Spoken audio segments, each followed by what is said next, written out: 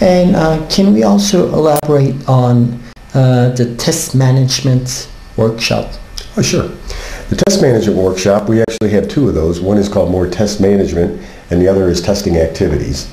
Testing activities. So there are two separate workshops for this? Yeah. Okay. Test management focuses more on the upfront planning of testing and then the oversight of assuring that testing is performed. So for example, when a project starts up, doing appropriate test planning to determine, are we going to do unit testing at what level? Are we going to do integration testing? What products are we going to put together? And then unit or integration test them as we go. What type of system test? In there we talk about, at the more engineering level, different testing techniques. White box testing, black box testing, full path coverage, full code coverage, many different testing techniques. So the testing practices is more engineering focused, and the testing management workshop is more planning the testing and then making sure that they're conducted properly. Now, both workshops have a combined core of things like collecting quality data, collecting defects, collecting the attribute data about defects, severity, impact, rework, time to rework, things like that. Okay? Okay. And now, how about the configuration management workshop? Okay. Configuration management workshop encompasses, just again, mostly it's focused on at the project level.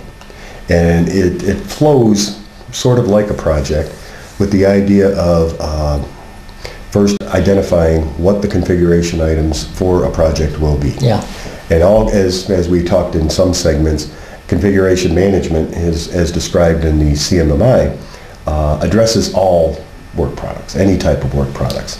So in the workshop, we have a lot of discussions and a lot of exercises having the participants go through the activity of identifying what are critical work products on our projects and which ones should we have under configuration management if we don't. Then we talk about various configuration management techniques.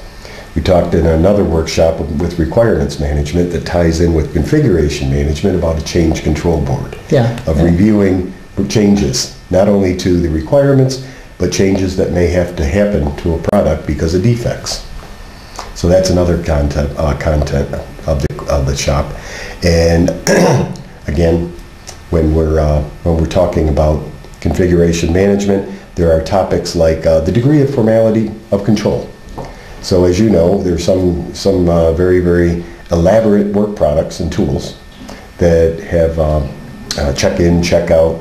So things like code, test cases, anything that's very critical that only one person should be working on it at a time has that high degree of control. In other topics, we talk about lesser degrees of control, but ways to do versioning, ways of making sure that everybody understands what version of something we're working to. In this configuration management workshop, do we talk about branching and that kind of topics? Not to a real great degree of what we talk about what it is, but that's typically the course that's taught with with an associated tool. But we do talk about the concepts of what branching is, and you just reminded me of another topic we do cover, and that's about baseline or auditing. Configuration management auditing, both functional auditing and physical auditing.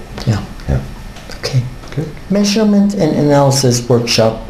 Could you elaborate on the measurement and analysis workshop? What the customer gets? This is one of your favorite topics. Well, actually, it is one of the topics which is being demanded from almost every client nowadays. And it's I believe that you give that course almost every month nowadays. And it's the one I guess I'm most proud of, because it's the one I'm getting the most feedback from, that it's been extremely beneficial. Because a lot of the one interesting phenomena that I have experienced in teaching the measurement and analysis workshop is that when I go in, I tell the students right off the bat, or the participants, that I know that they know what data is. They know what a measurement is. We all do. We all went to school. Yeah. We learned what measures are.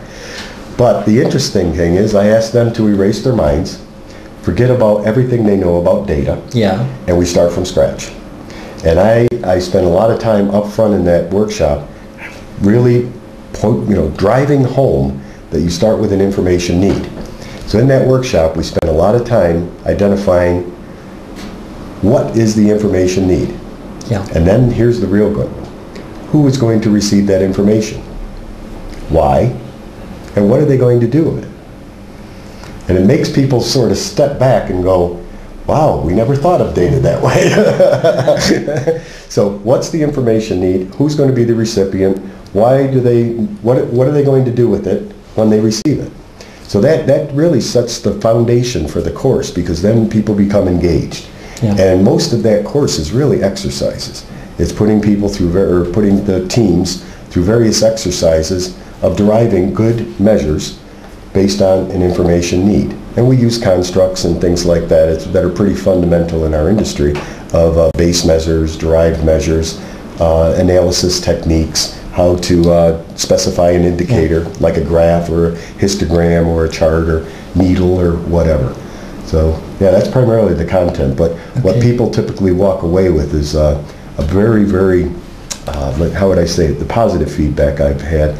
They walk away with a different perspective. Yeah, a different feeling. Yes, a different feeling, and feeling really pumped up about going out and developing a measurement process for their organization that'll add business value. And I assume that this workshop is one of the fundamentals of level 4 quantitatively managing an organization, right? It sets the foundations, sets the foundation of looking at, the data perspective. Right. Okay. Yeah, because that's why measurement analysis process area in CMMI is at level 2. To get an organization to start learning how to use measures appropriately for good business reasons. Actually, the CMM measurement and analysis was not there in version 1.1. Was it there? It was there. It was not there. It wasn't in software CMM, but there was a requirement to measure every process or key process area back then. Okay.